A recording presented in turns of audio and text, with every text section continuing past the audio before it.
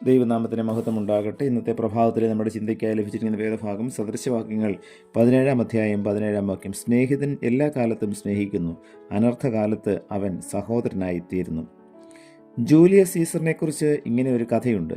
പുരാതന റോമിൽ ഒരു രാഷ്ട്രതന്ത്രജ്ഞനും ജേതാവും ആയിരുന്ന അദ്ദേഹം മറ്റാരേക്കാളും വിശ്വസിച്ചിരുന്നത് അദ്ദേഹത്തിൻ്റെ സ്വകാര്യ ഡോക്ടറെ മാത്രമായിരുന്നു. സീസറിന് ഇയാൾ ഒരു ഡോക്ടർ മാത്രമായിരുന്നില്ല, അദ്ദേഹത്തിൻ്റെ വിശ്വസ്തനും ആത്മാർത്ഥ സുഹൃത്തുമായിരുന്നു.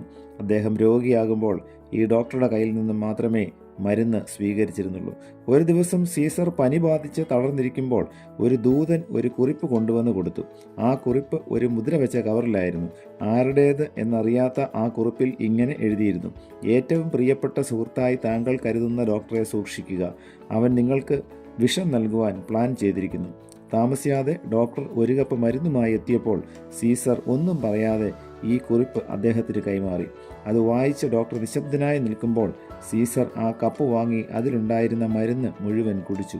ഒരു ഞെട്ടലോടെ ഡോക്ടർ ചോദിച്ചു: ഈ കുറിപ്പ് വായിച്ചതിന് ശേഷം ഞാൻ കൊണ്ടുവന്ന ഈ മരുന്ന് കുടിക്കുവാൻ താങ്കൾക്ക് എങ്ങനെ സാധിച്ചു? സീസർ ശാന്തമായി മറുപടി പറഞ്ഞു: ഒരാത്മാർത്ഥ സുഹൃത്തിനെ സംശയിക്കുന്നതിനേക്കാൾ മരിക്കുന്നതാണ് നല്ലത്. സൗഹൃദത്തിൻ്റെ ഏറ്റവും മനോഹരമായ ചിത്രമാണ് നാം ഇവിടെ കണ്ടത്. ആത്മാർത്ഥ സുഹൃത്തിനെ സംശയിക്കുന്നതിനേക്കാൾ മരിക്കുന്നത് നല്ലത്. ഇങ്ങനെ ചിന്തിപ്പാൻ നമുക്ക് ആർക്കെങ്കിലും കഴിയുമോ? സുഹൃത്തിനെ സംശയിക്കാതെ ജീവിക്കുവാൻ കഴിയുന്നത് എത്ര മഹത്വകരമാണ്! ഇവിടെ നമുക്ക് അനശ്വരമായ ഒരു പാഠം ലഭിക്കുന്നു. വിശ്വാസമാണ് ഏറ്റവും അപൂർവമായ സമ്മാനം.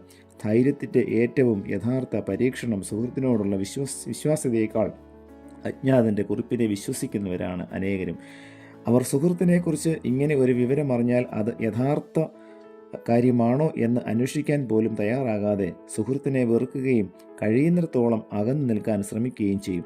രണ്ട് ആത്മാർത്ഥ സുഹൃത്തുക്കളെ ശത്രുക്കളാക്കുവാൻ സംശയത്തിൻ്റെ വിത്ത് പാകുന്ന ഒരു ചെറിയ കുറിപ്പിൻ്റെ ആവശ്യമേ ഉള്ളൂ. ഈ സംശയം വളരെ ശരിയെന്ന് തോന്നിക്കുന്ന പല സംഭവങ്ങൾ പിന്നീട് ഉണ്ടാവുകയും ചെയ്യും. എല്ലാം സംശയത്തിൻ്റെ കണ്ണുകളിലൂടെ വീക്ഷിക്കുന്നതിൻ്റെ ഫലം. പരസ്പരം വിശ്വാസം നഷ്ടപ്പെട്ട സുഹൃത്തുക്കൾ ബദ്ധശത്രുക്കളേക്കാൾ ഭീകരരായി ഭവിച്ചേക്കാം. കിംവദന്തികൾക്ക് ചെവി കൊടുക്കാതെ സുഹൃത്തിനെ വിശ്വസിക്കുവാൻ നാം തയ്യാറാകുമോ? നാം സംശയിക്കപ്പെടുവാനിടയായാലും മരണം സംഭവിക്കേണ്ടി വന്നാലും സുഹൃത്തിനെ സംശയിക്കാതെ ജീവിക്കുവാൻ നമുക്ക് സാധിക്കട്ടെ. അതാണ് ജീവിത മഹത്വം. പ്രാർത്ഥിക്കാം. പ്രിയ കർത്താവേ, കളങ്കമില്ലാത്ത സുഹൃത്ത് സ്നേഹം പങ്കുവയ്ക്കുവാൻ തക്കവണ്ണം ഇന്നത്തെ പ്രഭാതത്തിലെ വചന കേൾവി ഞങ്ങളെയും സഹായിക്കണമേ.